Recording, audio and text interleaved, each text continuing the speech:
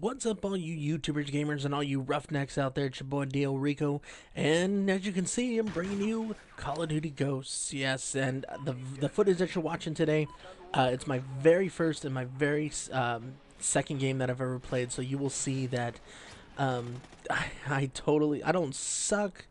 It's all a matter of learning the maps whenever you get a new game and you're playing the multiplayer. And since I kind of had a late start.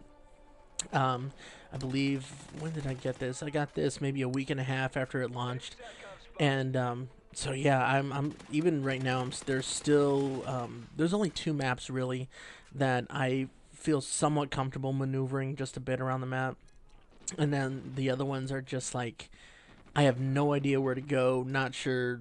I don't know the spawns. I don't, and it's just it's a scary feeling because no matter sometimes wherever you go, there's always going to be somebody lurking and just kind of pick you off. And yeah, that's one thing I want to talk about is these maps. They are just huge. They are absolutely huge. I mean, it's like let me think of a map from I can't say from Black Ops 2, but from the first Black Ops. It's almost like playing on oh god, I don't know why I'm blanking right now, but anyway, the maps are huge, and some of them are just, aside from being big, they are multi-leveled, and that is annoying because it's not bad enough that you have to keep your head on a swivel in a 360, all in the whole 360 angle degree, whatever. But you have to keep it looking up and looking around. There's one map I think it's called Flooded, where you can go into the basement, and then there's three floors that you can travel up to and just kind of be in the mix of everything. And it's so chaotic because there's obviously if you've played the campaign, or actually if you haven't, I'm sorry, if you haven't played the campaign, there's a part in the storyline where there's just massive. It's called the Odin, and it's a weaponized satellite that kind of rains fire down like just like a missile. And one town gets hit pretty bad, and things destroys a dam, and everything gets flooded, and the floors within this building, there's just like gaping holes in these floors. Parts of the buildings are missing, and that's what the multiplayer level is. There's just a lot of holes. There's a lot of missing parts to buildings, and unless you know those little passageways, you don't know to look for them most of the time. And yeah, it's sometimes it's very frustrating. And in this game, as you can see, there's just so much terrain to cover, and then there's all these like little canyons. There's little cliff sides here in the Arctic mountains right there, and there's so many places to hide. I encountered a lot of campers. They were just chilling, and yeah, it was in the beginning. I try to chalk it up to just people learning the map, so I don't get too mad with those that are trying to camp and just kind of if you get in a rhythm in one place and you're just gonna keep defending that one area, I can kind of understand it. But these guys that we're going against right here, as you'll see in the bottom of the scoreboard, all like five or six of them are from the oh see I skipped right over it. This is the second game that I'm playing. Um, but the all six of the players were on the same squad. They were all in the same team, and they you could see by their rankings that they've been playing, that they've been putting in hours since they got it. So they definitely had an advantage over me, over anybody else. And in this game right here, you'll see there's a particular cliffside that people like to camp on, and they just go back and forth. As soon as they can tell that spawns are changing, they run right back down the other side of the cliff, and they just start picking people off. And it's definitely very frustrating. But again, this was only my second time playing, so I try not to rage too much within the first hours of me playing a game, because when that happens, you start to, if it happens right away with any game, if you feel yourself wanting to rage, see right above me, this guy just comes down, and he just starts picking people off. Hold on, where is he? I know he's around here. There he is. Yep. and he just stays on that little hill. He just stays on that little hill practically the whole game until somebody else takes him out. It wasn't me, um, but yeah. Anyway, if you start a game, um, if you whenever you start a game and it ends up your first experiences are that you're raging because of the fact that there are players out there that don't play as honorably as you, I'll say, it's gonna kill your mood for pretty much any time you play.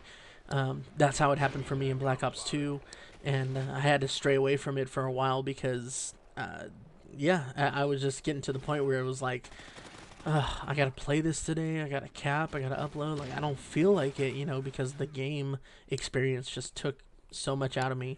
But once I moved away, I think I started doing Borderlands. I started playing Borderlands a lot, Assassin's Creed 3, and just started just kind of getting back to the entertainment value of it. And then I went back to Black Ops, and then it was just like, all right, we've calmed down. Let's have fun with it. And so that's what that's kind of what that's all about today. That's my tactic, which I forgot to explain on Tuesdays. These are Tactical Tuesdays, and with Tactical Tuesdays, we talk about our tactics, whether in life, whether in school, or even on the game. So, yeah, that's my tactic with dealing with a new game. It's just come into it with an open mind.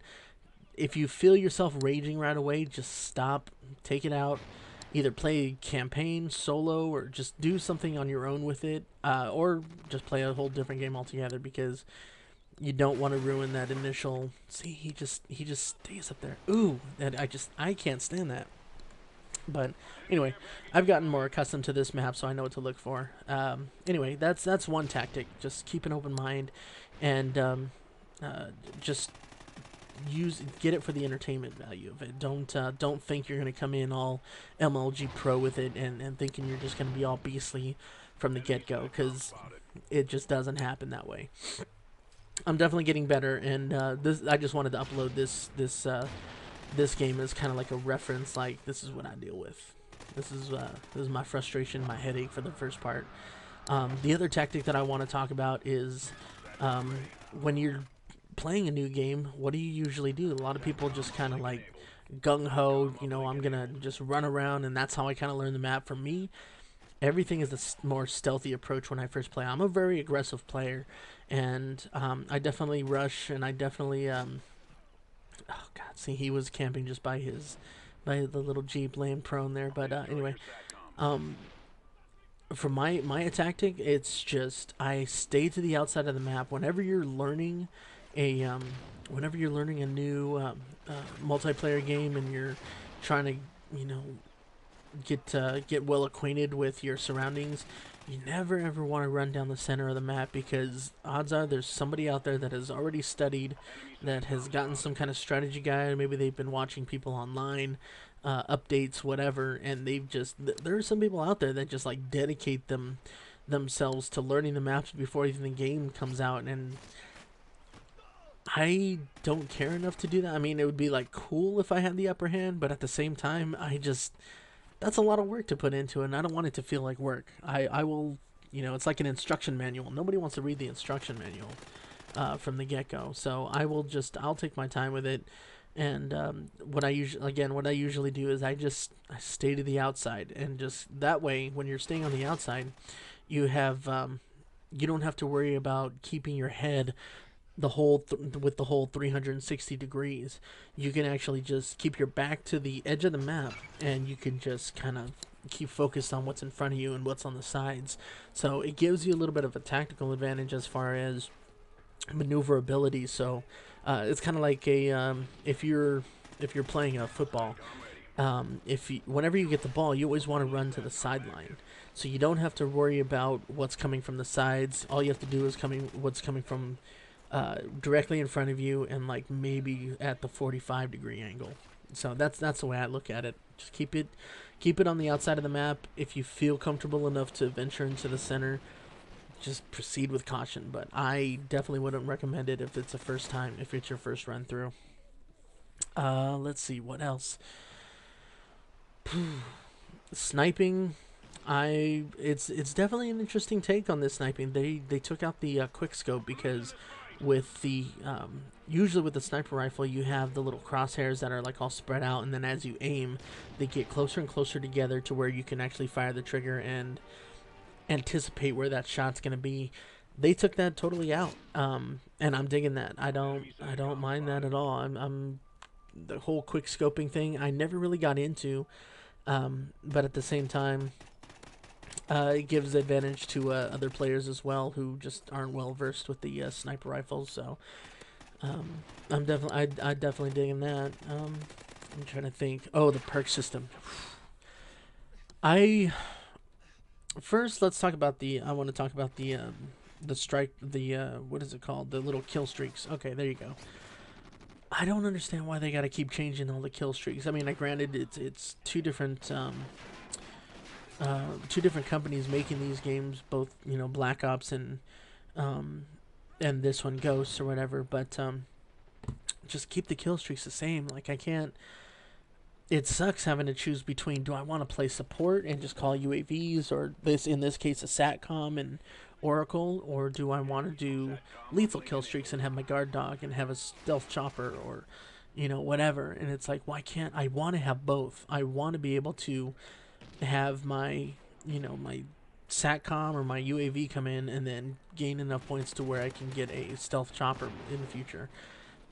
I really want that, but I can't have that. Same thing with the perk system. Like, the best perk system I've ever played was on the very first Black Ops, and I had sleight of hand, I would use marathon, and I would use a lightweight. That was like my just running around. But this one, you have a point system. You can only choose so many, and I don't know. It's just all a matter of getting used to, so I'm going to do my best. I will definitely upload more later. But yeah, anyway, that's the end of the match. I want to thank you guys for watching. Leave a thumbs up if you liked it. Subscribe if you're new to my channel. And yeah, I will talk to you guys later. Peace. Would